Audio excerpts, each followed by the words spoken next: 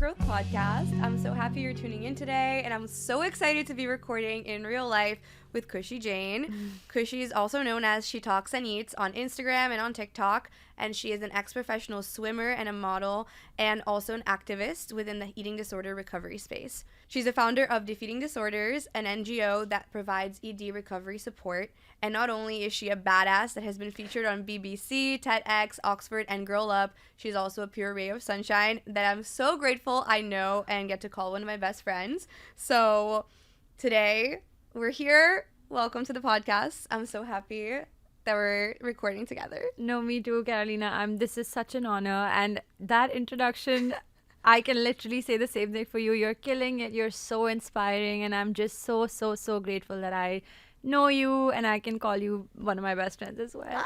Thank you for having me. I love you so much. Thank you so much for being here. And I already told you this before we started recording, but the world needs to know. I need to know. I can't believe I don't know this about you already, but what is your big three in astrology? Okay, I'm just going to hand you my phone. Okay, let's see. I know that you're an Aquarius, but I am. Okay, you are also an Aquarius rising. Mm-hmm. But you have literally like 0 degrees Aquarius rising. And you're absolutely sure of your birth time? Yeah. Okay. And then you have a moon in Scorpio. So I'm not 100% sure if I know it's like 5 a.m., but I don't know the exact minute. Does that That's change okay. things? It might, but it would be you would still be an Aquarius rising, I think. Okay. And then you have Mercury in Aquarius also, moon and Mars in Scorpio. I also have a Mars in Scorpio. Oh. And then you have Venus in Aries. Okay, do you want me to explain how I please. interpret that? So the Aquarius for me is literally so you, because what Aquarius represents is humanitarian efforts. Literally. And you're like the founder of an NGO. So it's like taking what you have been through and communicating it, which is the Mercury also being in Aquarius, because Mercury represents how you communicate.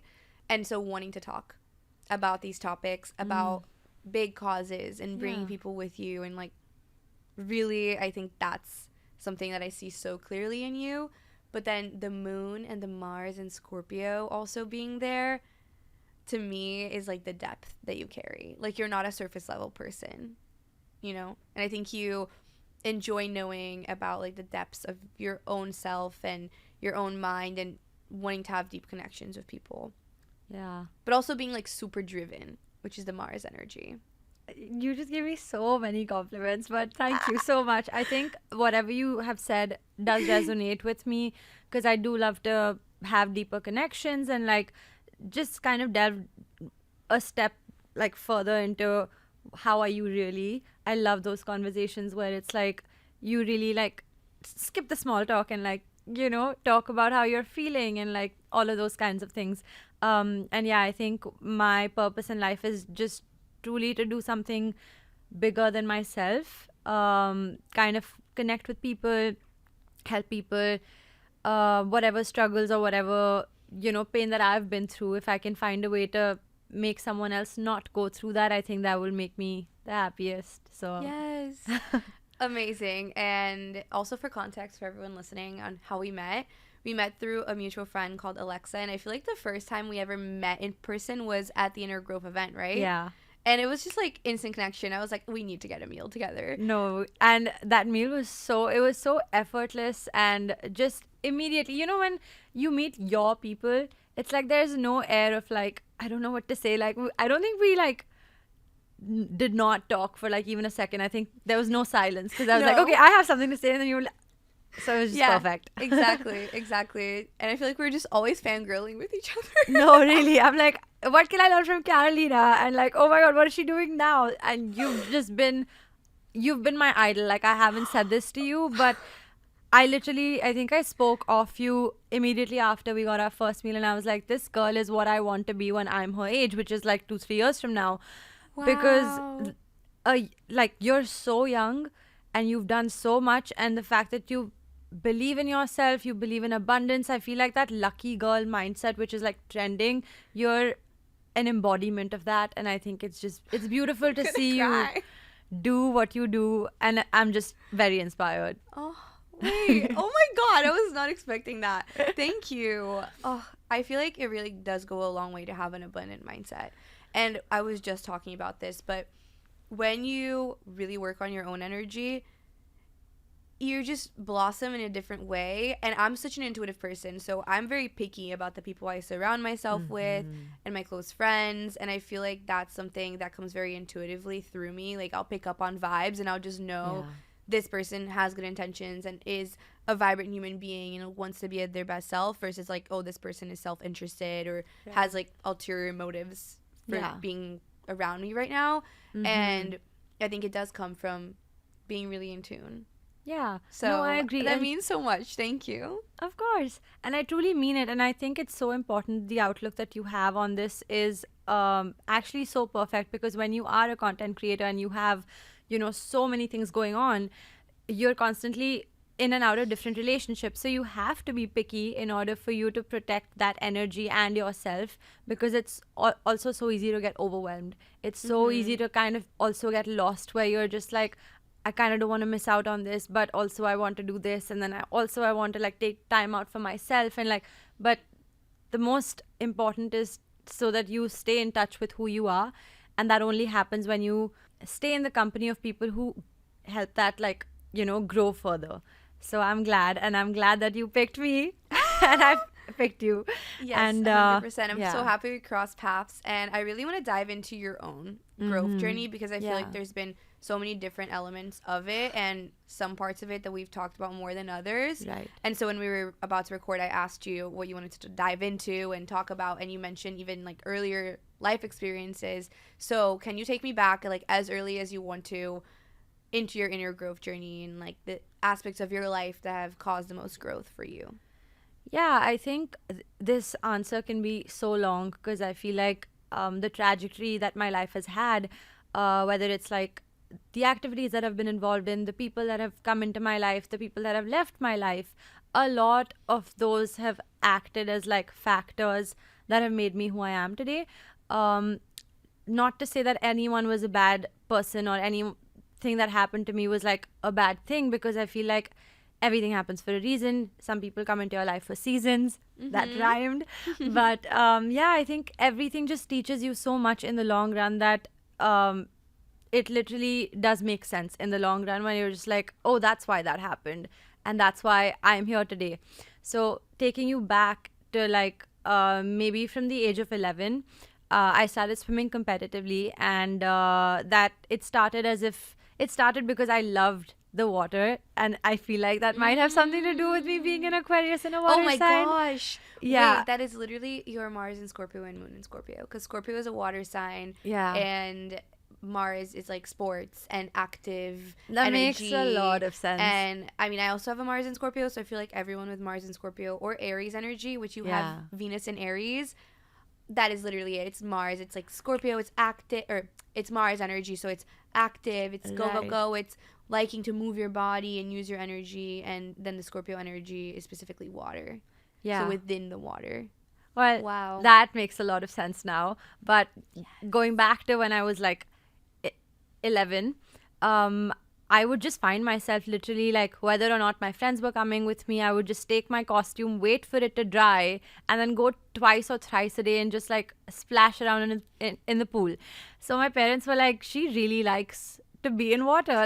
And I just happened to be kind of fast without any training, because I mean, I've always been tall for like an Indian girl. So I think I swam one race at the district level, made it at the state level, and then kind of missed out on, I think I got like the bronze medal at the state level, so did not end up qualifying for nationals. But that year was when I was like, should I just start training then? Like, and then my parents were like, yeah, let's start training. So that's how it started, and I feel like the rest is history, because that became my entire life until the age of 19, when I came to the US for college and stuff. But yeah, I think those few years that I was growing up, I became such a competitive athlete, and also like a very dedicated one, where I was waking up at 4 a.m. My family was up. Like, I would commute to New Delhi when I lived in Gurgaon, which is another city close by. But that commute was, like at least an hour going, an hour back, then go to school for 8 hours and go back, train for the second time of the day, and then come home around 7 p.m., 8 p.m. on like days when there was mad traffic, which would be the case because I lived in Delhi. And then just kind of like be so exhausted by the time I reached home that I would just eat and sleep. So I didn't really have like a social life. I think it kept going down, like decreasing as I kept getting better at my sport because I had to have more dedication for that. A lot of this, I'm telling you, because it made me realize who I am as an individual. Because when I was in school, there were times when I would get bullied or people were mean to me because I wouldn't I wouldn't come to school very often. I was traveling all the time. So there were times when I would like literally have to have lunch alone, like sitting in the cafeteria and just like kind of have like the mean girl staring at me, and I didn't know what to do. There were times when I would go to the teachers, faculty, like, and just sit with them and be like, hey, can I eat lunch here with you? How did that feel? It was hard. It was not easy. I did not expect that. I don't usually like go back to those years, but I think it definitely like makes you stronger in the long run. My swim coach was such a support during this time because he became like he was like my grandfather. He loved me so much. He still does. He's one of my best friends to this day, and like he kept reminding me like, you're doing so much more than you could have done. And not to like compare with anyone else, but I knew that I was doing the right thing by like focusing on my sport and my academics, and a lot of things happened as a consequence of that, but in the long run it has made me so much stronger. So that even as like a 12-year-old, 13-year-old, and then 16-year-old person, I knew that I was like, learning so much by like navigating all of those experiences. Then being in a sport which was competitive, and yes, I'm like a national level gold medalist, but at the same time, I've lost a lot more races than I may have won. And a lot of people don't say that, right? That's true. Because everyone's like focusing on the winning part, but I feel like failure taught me so much more. It taught me how to be resilient. It taught me how to like literally show up the next day and like not feel bad for myself and just be like, wait, it wasn't my day. I worked hard, but I have to be happy for someone else right now. So the sportsman spirit, I feel like when people, are like, you have to have more sportsman spirit, it's easier said than done, but it's so important because you have to be okay with not always winning. One thing that I realized through this entire process was that failure isn't the opposite of success. It's a part of success, and you have to fail in order to kind of reach that. And once you do reach that, it's not the destination. It's just another stop along the way, and you have to keep going. So it never ends. Because even a win is just a part of the journey. Exactly. It's not like you win and then it's over. Exactly. So like when I did win the gold medal in 2016 and then again in 2017, I didn't win in 2018, and I was like, that's okay, because I just have to strive for more and like keep working hard. And now that I'm not a swimmer anymore, I feel like I still operate from that athlete mindset where I'm like, okay, if I've committed to, for example, content creation, or if I'm working a job or even a relationship or whatever that is, like I have to give my 100% because I want to see returns that I kind of deserve, Yes. Oh my gosh, I have so much to say. Just kind of tying into what you just said, I think one of the biggest lessons that I pick up from your story is this resilience and the hardworking energy, and just knowing, okay, I want to get to success. I'm not scared of putting in the work. Yeah. I think there's a lot of people that want to get to a certain level of success, but it's just in their head.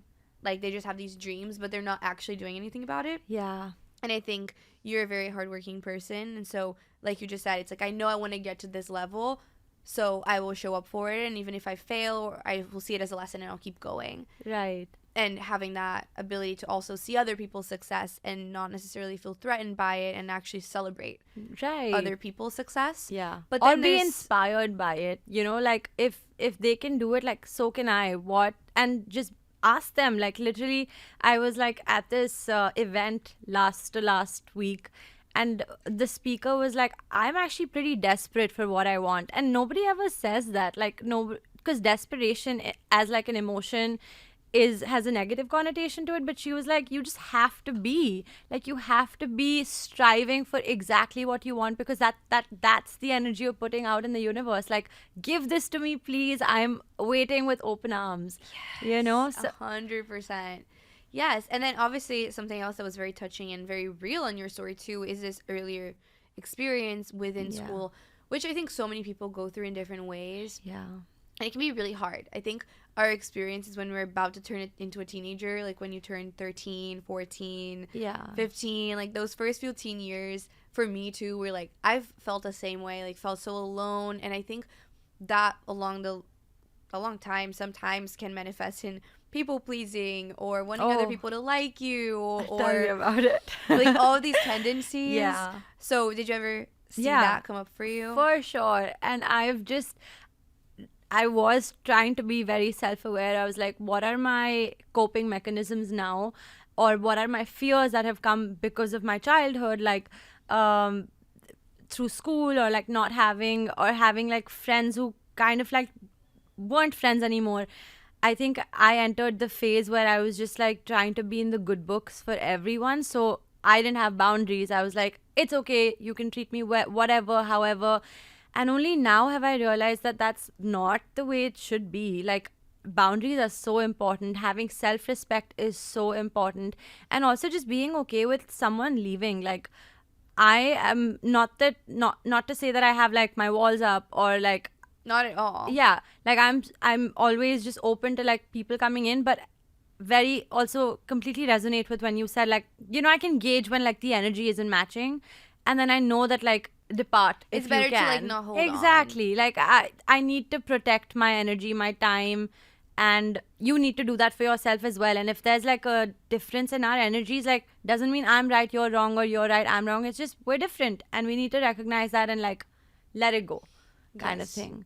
100%. You know? And something else that you are really big on is our bodies and our relationship to our bodies. So I know you're also, you know, a model from your past, and I know that was a big part of your own journey too. But even taking it back to the swimming years, did you ever notice anything relating to body image play a part of your story, play a part in your story at that time? I think when you're a girl, I think those conversations start a little earlier than they should, especially in this day and age when we have social media and all of these other things that contribute to a certain unrealistic body type being glamorized.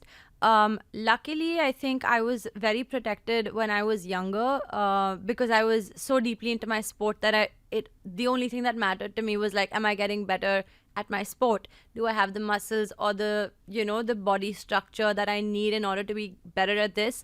I wouldn't say that like it affected me too much, because I was muscular and I was like tall, and yes, no boy liked me when I was like growing up, because I was just like towering over them, which I guess was fine, because it made me focus more on like, not so get funny. distracted. For me, it was the opposite. I was always like the shortest one. And the cutest one. I'm sure everyone was like head over heels in love with Kalina. No, it was so awkward. I was like braces and glasses and so I short. was braces as well. Yeah, I had like a very humble beginning, like very, very crazy. So going back to that conversation, body image was like not a discussion I had in my own head up until I would say the later part of like the initial part of high school, I would say, is when I really started to think about like, but the other girls in my grade are like a lot skinnier than me. Like, why don't I look, the way I'm supposed to, or the way a girl is supposed to? And then college, I think the freshman year of college was when I was away from home. So that was when you came to New York. Exactly. I went to Wesleyan my freshman year. Right. And then I transferred to NYU. And I'll speak more about why that happened. But basically, my first few, prior to college, actually, I came to the US in 2018 for training. That was like a two and a half month swimming stint that I had. It did not go as planned, though. I was supposed to get faster, more chiseled, like more fit and everything, but I was making the wrong decisions in terms of my food choices, because back then I didn't know anything about nutrition. I didn't even know what the word calories meant. Yeah, I had no idea. I was so indifferent to it all, because up It's until like then I when was you like, learn it, it's like then you it's can't unlearn. It's like the very flip in the hard. switch is done. Exactly. So that's exactly kind of what happened. When I came to the US for the first time, I ended up gaining a lot of weight because of just, not eating properly. And I was making unhealthy choices. Like I was not eating nutritious food. And so I ended up gaining a lot of weight. And when I went back, I was severely body shamed. Like, not even, I would say, like, in a kind way. Like, some people were just like downright just trying to be mean and being like, you're so fat, and like, How old were you at this point? I was 17, so like right before college. So definitely like between 16 and 17. I don't remember the exact age, but very vulnerable, very like new to this entire conversation of like, oh, maybe I should start dieting like as a 16-year-old. What do you mean? And then yeah, my neighbors would like comment on my body, my parents would comment on my body without really understanding the repercussions of like their words. But yeah, I feel like especially in from where I am, like South Asia, India, we're very quick to like point out like, Same oh, in you, Latin American countries. yeah, it's like before you say hello, you're like, oh, you've gained weight, by the way. And I was like, thanks. Why I is like it had no relevant? idea. I had no idea. It's like I my don't know. body. Exactly. So that was when I like fully got into this entire mindset shift of like, I need to think about what my body looks like. And so I did. I started dieting. I started like looking up how to lose weight fast. And I wish I hadn't. I wish I hadn't, like, maybe I wish I'd gone to a nutritionist or something, or worked with a trainer to do it like in a slower way and in a well informed way. But I didn't. I think it was like a Google search and they were like, calories are the bad guys. So that's what I thought. And it just like kind of spiraled down from there, where then college came next year and suddenly I was also in a new environment, making a lot of decisions for myself. Social life was also new. I wanted to fit in. Partying was like a big thing that started happening. I also realized that I wasn't enjoying swimming anymore. So I was kind of like in that mindset where I was like, I don't know if I want to like, give it as much time as I have now. So that's when my eating disorder started. It began like as a small thing where I was like cutting calories here and there. And yeah, in a few months, I would say it became like a very big part of my daily life and all of the decisions that I was taking. So like how many steps I would walk, or like I would skip dinners, or like, I would like skip social gatherings because I was like, I don't want to eat. So it was just like a weird space because I'd never had that relationship with food or my body. And literally weighing myself every single day and being like, oops, I like gained another pound. That's bad. We need to stop eating. And so it like reached that point where I was probably eating like less than 600 calories in a day. From being a person who was eating like 3,000 because I had to swim. And this was still during the time. And you were still swimming. I was still swimming, but I was not doing well anymore because I just didn't have the energy. And my coach was like, Khushi, you're putting in the work and you're showing up every day, but like you're swimming a lot slower. What's happening? And like back then I just acted like I didn't know because I did not want anyone like the to denial. know. Yeah, I was denying. I was like, I don't have an eating disorder. Like, and I didn't want to stop. That's the thing. Like, I didn't want help. It's like a control thing. It's like exactly. You're holding on so strongly to that way of being, and you're so scared of. I think deep down, the same thing happened to me because my eating disorder started when I had gained a little bit of weight, and some family members commented, and I started feeling judged, even if people weren't outwardly saying anything. But then once you lose the weight, you're so scared of gaining it back because you're scared of the self-judgment coming back. And then it kind of touches on those younger fears of not being accepted or not being included, not feeling beautiful. Yeah. So it's very deep. Very deep. Very like nuanced as well. And then like then it's not the just denial. you can't point it to one reason. I feel like a lot of experiences I've had, especially growing up, I feel like the way you have, the way you also have your relationship with your parents, or the way they have a relationship with each other, also plays a big role in how you perceive yourself, or like how you think relationships should be. For sure. So Yeah, I think a lot of it has to do with what you go through. It's not nearly as simple as like, oh, she told me to like lose weight, so I'm like on this diet. I feel like it's It's about not black and control. white. It's about your self-esteem, your confidence levels, how you want to present yourself to the world, kind of thing. And so I started, like, I think that year was when it was like extremely bad for my mental health, because I was also away from home, kind of like, I wouldn't say I was diagnosed with depression, but I did feel like I was crying every single day, being sad for no reason. At like this point, you were at Wesleyan. Wesleyan, yeah. Okay. And then that was my first experience with therapy. I started going to a counselor like in school, which they provide. Like you can go to Same. those. And I remember this one day I like called. It was called CAPS, and it was like an emergency service. And I was like, "Hi," like, and my voice was quivering on the phone, and they were like, "Hi," like, what? Center of Psychological Services. Yeah, They had yeah. the same at Penn. Exactly. Yeah. And they were like, oh, you can like book an appointment for like a month from now. And I was like, I need to talk to somebody today. I need to talk to somebody today, otherwise I will not make it. Like, I had reached that point where I was just like, I had surrendered. Like, I didn't know what to do. I didn't enjoy anything in my life. I was like lonely, hungry, like hangry. Didn't know what to, like, who to depend on.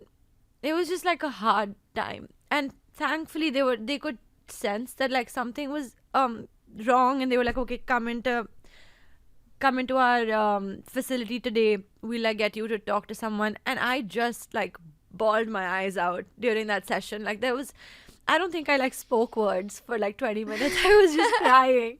She's like, I just need a safe space, right? Yeah, and like luckily that lady turned out to be Indian, so like a lot of what I was sharing, she could kind of empathize with it a little more. She was super super nice. I wish I like remembered her name, so I would like be able to mention and like thank her. But yeah, I think that really helped, and that made me, that episode or that day made me realize that like sharing or just like talking about what you're going through is so cathartic and therapeutic. And sometimes you just need that outlet. You just need to let it go, kind of thing. And that's how over time I realized that like defeating disorders is my nonprofit. It's like, and my objective is just to talk about what we don't talk about. Yeah. So sort Yeah, of I like, feel like inner growth is that's such a Exactly. driver for me too, because Right. breaking taboos, talking about the hard stuff, it's so important, and nothing is off limits, really. Yeah. And the more you cultivate these safe spaces and the education, the more you can kind of alchemize your own experience to help people, but then also help as many people as possible find this healing. Yeah. Right, that you experienced on this day, where you were able to, for the first time ever, have a safe space to really share what was going on. Right. And the moment that we take accountability and we're like out of that denial, and we're out of that place of, no, I don't have an eating disorder, no, everything is fine, Yeah. and it's not fine anymore, and you have that self-awareness, and you're able to tell yourself, yeah, like, no, things are not okay, Things aren't okay. that's yeah. when you can change. That's when Exactly. you can get better. That's because I feel like identification is the first step to eradication. Like, when you know what's going wrong, you can try to work around it and like try to see how you can get help. And that was the first time I was just like, I need to be strong enough to say that I need help. I'm not weak. I'm strong. And it takes a lot to like get yourself, like, convince yourself that like it's okay to not be okay. And yeah, so that was like a revelation, like eureka moment for me, where I was like, I genuinely just need help, and I need to share with my parents that I'm not happy doing pre-med. So I was like extremely stressed at the time. I was taking all of these like chemistry and biology courses, and I wasn't doing well because I didn't enjoy them. And I was just perennially stressed, along with like the added, I have to show up to training every day when I You're don't. still swimming Yeah, every day. and I'm not doing well because I'm not eating. So like everything was just like kind of going to shit. I don't know if I'm allowed to say that. You But are it allowed was to say like, it was just like one thing after the other, and it was like I was reaching my breaking point. And like finally, and I'm so so so glad and so grateful to my parents for always being just so kind and supportive. Whatever I need is just like, they'll have that conversation with me where they'll try to guide me, like, maybe you shouldn't quit, or maybe you shouldn't like give up. but at the same time, when they can see that their daughter is suffering or like miserable, they will be the first ones to be like, we have to change what's going on. So I spoke to my dad about it. I was like, Papa, I don't want to swim anymore. And it was such a big part of our lives, like, because he was also as committed, actually even more committed than I was, because he would be up 20 minutes before I was. So was my mom. Like, they were just up, waking me up, getting my food ready, driving me to the pool. For so many years. For so many years. So, like, when I had that, I kind of don't want to swim anymore, they were a little devastated and also just, like, shocked that, like, how could this be a thought that is crossing your mind? Which is also an identity thing. It's like, for so many years, you're identifying as the swimmer and the swimming family, and you have these rituals and you have this shared history, and then it's like, how are you leaving all of this behind? Exactly. Because I'll tell you, it's like when I was in school, there would be like these assemblies that would happen like once a year, and it was like dedicated to sports. And like every year they would call my name out, and like they would reserve. So my sports like department head he really liked me. I really liked him. We like got along. Ashit sir, if you're listening to this, shout out to you. Yeah, he just made me feel so nice, and he would like always reserve like the last 10 minutes to kind of like talk about all of the medals that I've won. But that was so sweet. But also like it kind of contributed to the fact that like, it makes it harder to let go. Yeah, like, hi, I'm a swimmer. And then I'd be like, hi, my name's Khushi. Like, that was my identity. So I was just like, if I let this go, like, who am I? Yeah. Kind of thing, But I'm glad that, like, I kind of found the courage to start from scratch and, like, kind of let that go, because it made me become who I am and, like, made me find what actually gives me joy. Because I don't think I ever woke up with, like, that, I'm so excited to live another day. I don't think I ever had that feeling when I was growing up. And now I do. I like wake up every day, Callie, and I'm like, I don't actually want to be in bed for another minute longer. Let's go. And I'm just like, what? That's possible? Like, if you're listening to this still, like, that is possible. So, I think I just want to be that kind of symbol for, like, find what gives you happiness and just be unapologetic about it. Like, you don't have to explain it to anyone. You don't have to convince yourself or anyone that, like, it's possible or, like, it's worth it. I feel like a lot of the times, for example, like, I kept myself being pre-med because in my head I thought that was the only respectable subject that I could have been a part of. But, like, I realized that I sucked at it because I wasn't enjoying it. And now we're out of alignment. It wasn't a passion. Exactly. So it doesn't matter what line you choose, as long as you enjoy it and you're good at it. I feel like you will find excellence.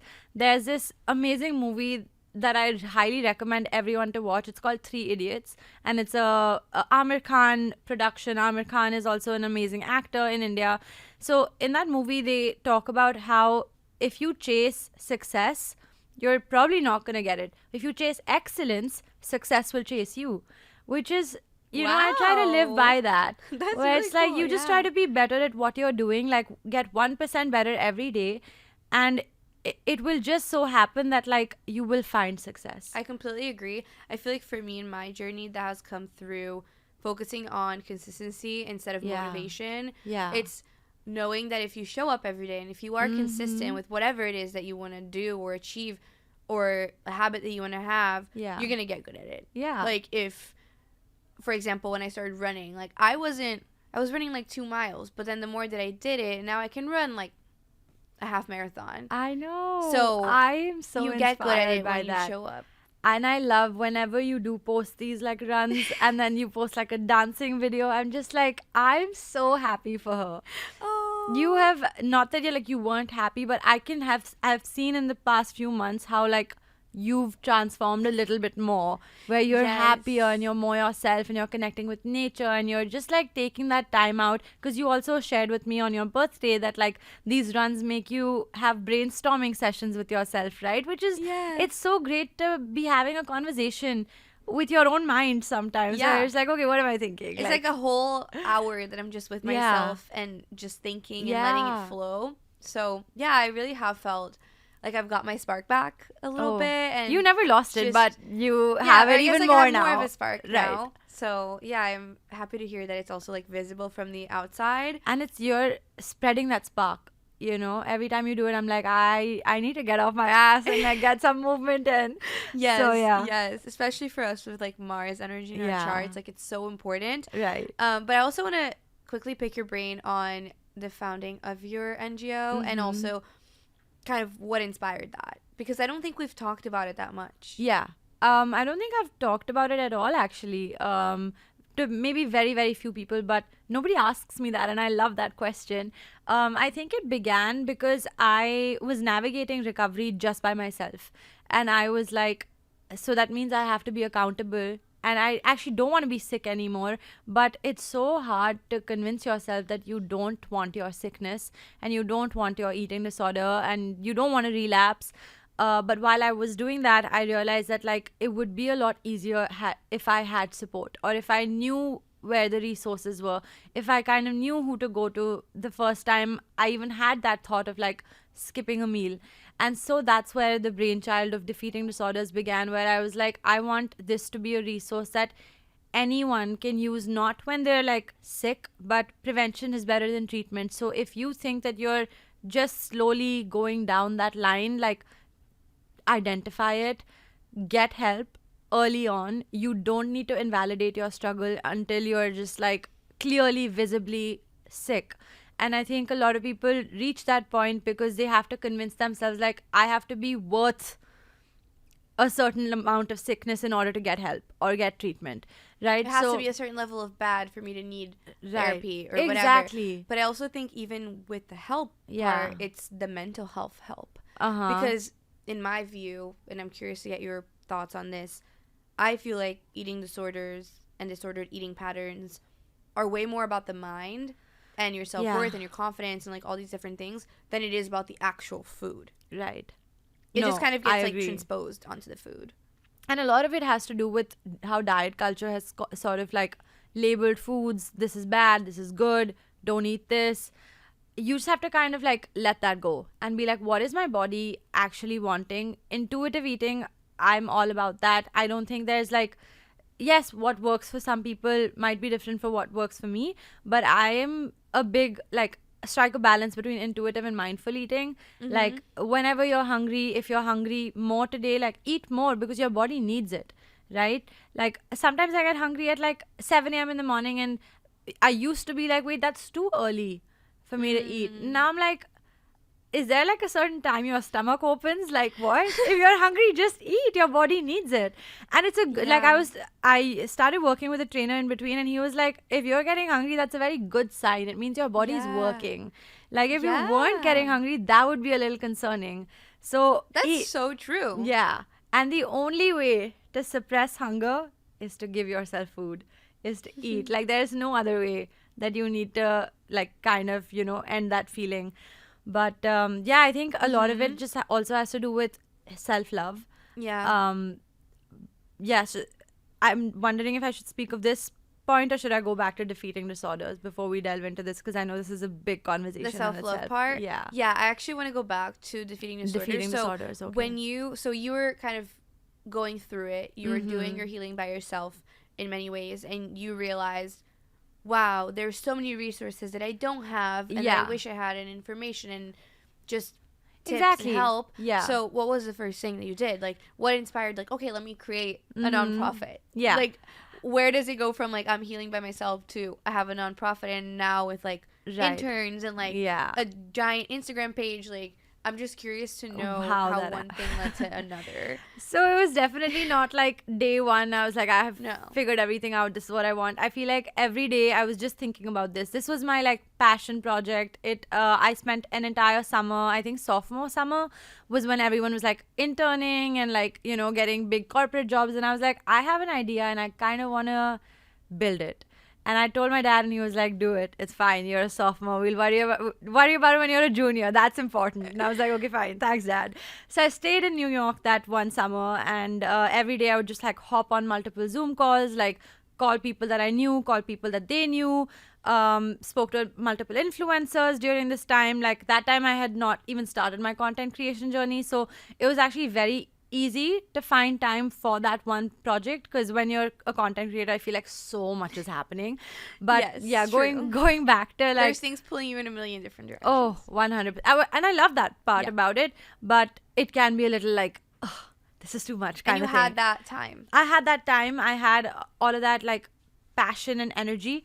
So the first thing that I like thought about was, how do I make this like a pillar structure? So like the 3 pillars that it's built on is prevention, treatment, and education. So the prevention part comes in where we talk about prevention and education sort of go in together. So we go into schools and we host workshops. So I did this last summer where I like go into I went to like my old high school and then like a couple other high schools back in India and NCR region, where I like created a presentation for an hour and a half. I got a dietitian and a psychologist to join me because I'm not a medical professional, and I don't want to, guide people in things that I don't have expertise in. But at the same time, I do know that this is an important subject to sort of have a conversation and be exposed to when you're younger rather than much older. So we targeted middle school and high school.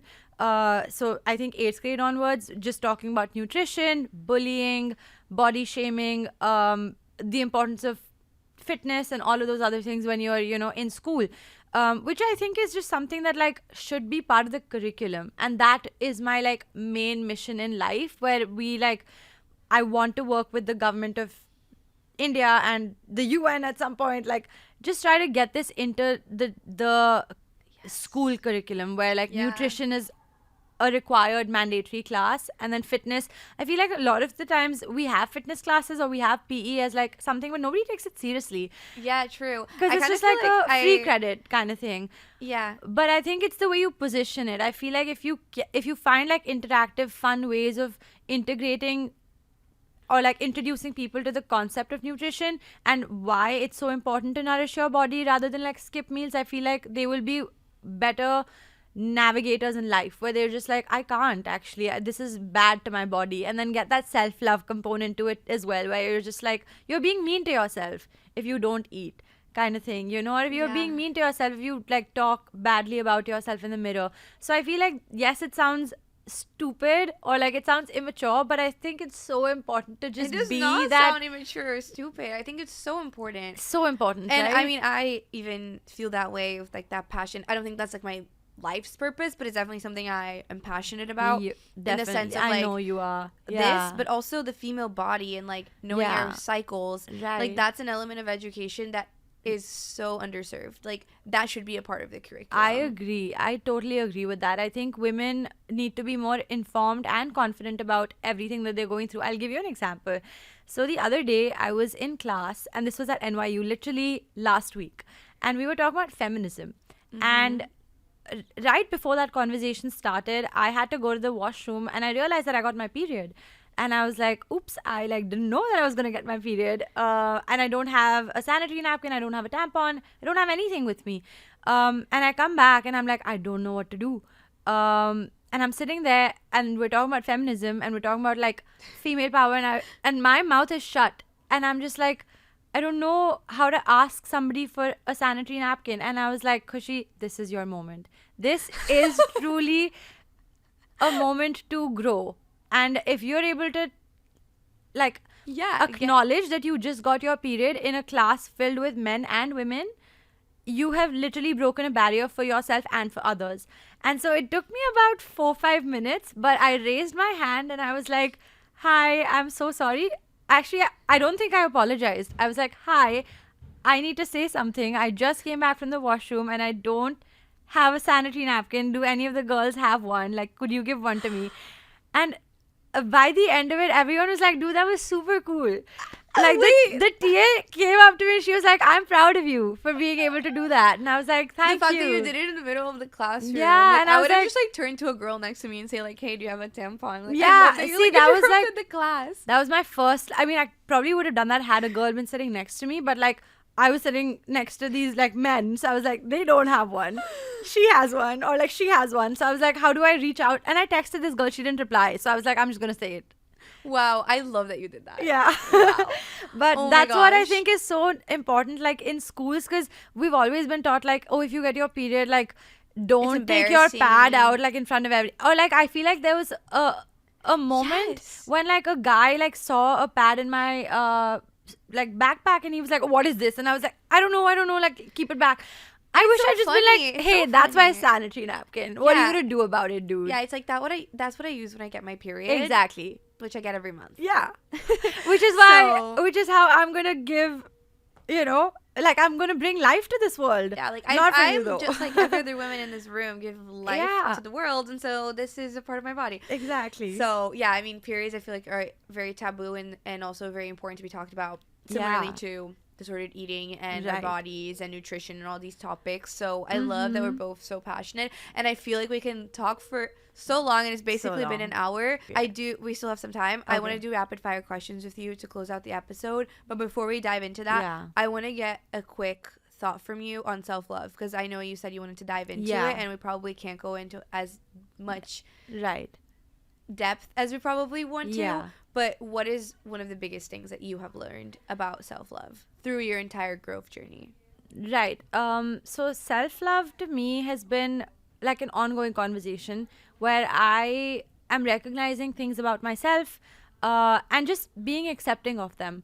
So, and there's this audio that I kind of created a video on, which was like, say this to yourself every morning when you wake up. I know who I am. I love who I am. I like what I do, and I like how I do it. Yes. And I like my mistakes, and I like the way I learn, and I like the pace with which I learn my mistakes. I don't want to be anybody else but me. And I think every I have seen that statement- audio on TikTok too, Yeah. and I love it. I think so it's Zoe Saldana, or yeah, I think it was her original audio. And it has just like stuck with me since, because especially the part where like I like my mistakes, and I like the way I learn.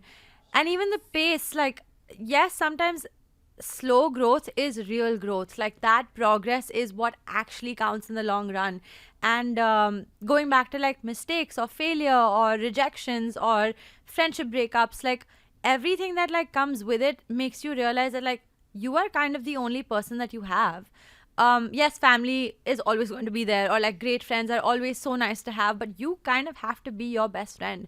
You have to be there for yourself, while other people are there for you as well. Because I think when you operate from a place of kindness, where you're just like, actually, I'm not going to be mean to myself today, or actually, I'm not going to be like, this is exactly what's wrong with me, or this is what I want to change. You don't have to change. You don't have to change for anyone, because that's when you know that like you're just so content with your lifestyle.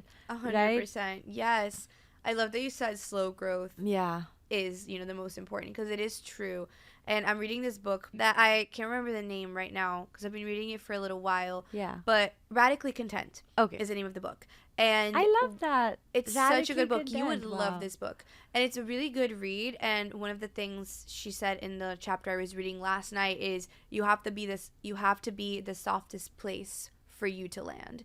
Like, the world can be so harsh and so hard. So you have to be the softest place for you to land. Like, you have to be so kind to yourself. Oh And you my have to God. create these spaces and these rituals and these habits of tuning back into yourself and giving yourself that softness and that love that you sometimes might think is only possible from other people. I completely agree, and I don't think that like self-love is selfish. I think it's self-full. I think when you fill your cup, you have so much to give to others as well.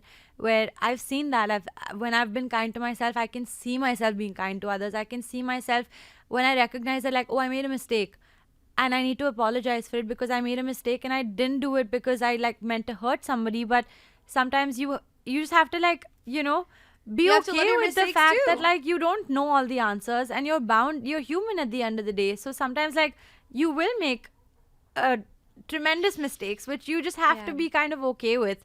And then you're just like, okay, what did I learn from today? What did I learn from that? And what's my biggest takeaway from this? So yeah, it's been that journey. Yes. I think you're the embodiment of a learner's mindset, and I love that. And I also love having a learner's mindset and being able to look at mistakes with a kind lens and to take lessons instead of judgment out of Right. it. So Love that. Let's do some rapid fire. I'm so Okay. excited. I do this in every single episode. Yeah. So Okay. let's dive I'm into it. ready. The first question is, do you have a quote or a mantra that you love, that you live by, or that you come back to frequently? Yeah, I do. Quote is, every temptation resisted is a brick laid in the architecture of your character. And I think that's a very beautiful quote because a lot of the times we want to fall into, a shortcut, or like literally, like sometimes it's like you want to you give into a temptation, or you give into like instant gratification, but it takes you away from who you want to be. Because sometimes you have to realize that like coming back to the slow growth or slow progress, like it's important to struggle sometimes in order for you to achieve that and be proud of that achievement, so yeah, I think your character is built by like the experiences that you've had and the shortcomings that you've had also. So you just have to like remind yourself that it's okay to sort of let things go sometimes, and they're not for you. Not everything that comes your way is for you. Yeah. Wow. I love that. Do you have any books that you love or that have been really important in your journey that you would recommend?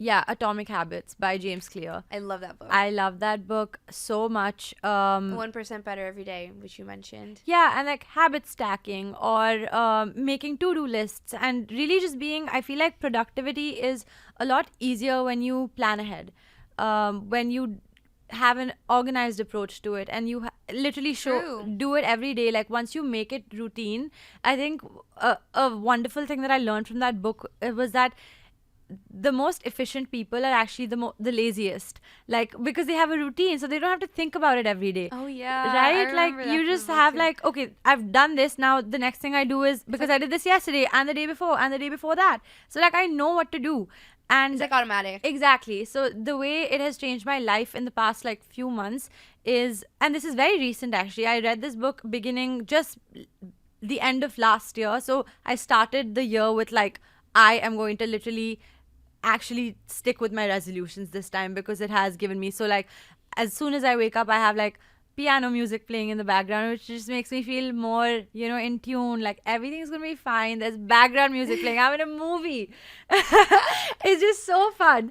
And then I like warm up my water again. It's a slow morning, like I have, I'm not in a rush, and then I like go groom myself a little bit, brush, come back, I make my bed first thing actually. That puts me in a mode where like once the background music is playing and the warm water is getting warm, I make my bed, and that is the first task that I check off my bucket list, where I'm like, I first of all have a clean environment, I have a clear mind now, and I've ticked the first thing off my checklist, so I can do multiple other things now.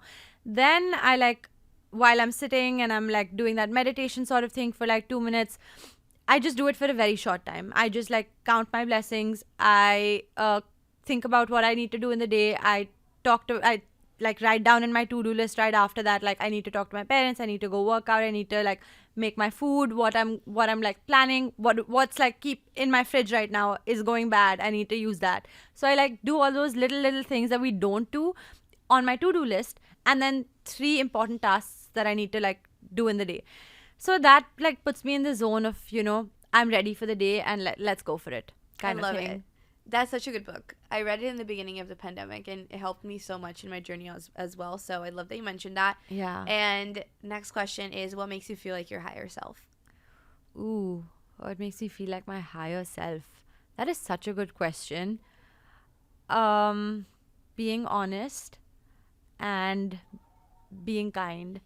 I think those 2 things are just how I want to live my life. Just truly genuine. I want to be authentic, and I don't want to be somebody that I'm not. And you are those 2 things. Thank you. Okay, last question. If someone didn't hear anything from this episode except this part, what would you want to leave them with? I think a message that I want to give to everyone is that it's not the end. It's never the end, actually. You can always have another day, another chance, another opportunity to find yourself, to be the person that you have to be. And just one last note is that you can't live a full life on an empty stomach. So please just nourish yourself and, be full of yourself. Don't be full of anything else. Live Yeah, live a full life. Yes. That's how I want to end Oh, it. this was amazing. Thank I you. love you so much. I'm I so love grateful you you. came on the podcast. I'm so grateful for this opportunity, Carolina. Thank you. Can you share where everyone can follow you, connect with you, learn more about your NGO, all the things? Plug yourself. Yeah. You guys can find me on Instagram. I go by the name She Talks and Eats. My full name is Khushi Jain. My TikTok is just starting out right now, so I'm definitely going to build that and I'm going to take your inspiration. Defeating Disorders is a website, so you can log on to defeatingdisorders.com. You can book a consultation if you need help, which if you do, please do. Reach out to us. You can also use use our social media to get in touch. So on Instagram, we go by the name defeating.disorders. And yeah, I'm always very responsive on my DMs. So feel free to message me anytime. And yeah, I would love to have a conversation. Thank you so much. And to everyone listening, thank you guys for tuning in. And if you're enjoying the podcast, remember to hit subscribe on YouTube if you're watching on video, or hit the plus button on Apple Podcasts at the top right corner, and on Spotify as well. Hit subscribe and you'll be in the loop of all future episodes. Remember to water yourself, and I will see you guys next week with a new episode. Bye.